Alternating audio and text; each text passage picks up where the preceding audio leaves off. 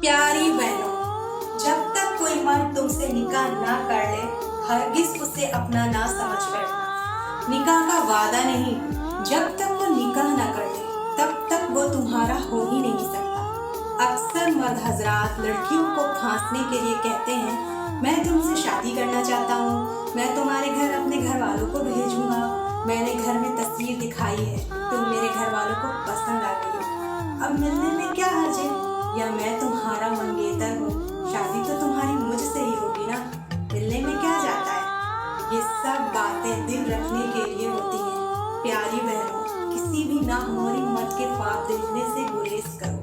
किसी नामोहरी मर्द से बात करना या इससे मिलने चले जाना सिर्फ इस यकीन पर कि वो आपसे निकाह करेगा, ये आपकी संगीन गलती है।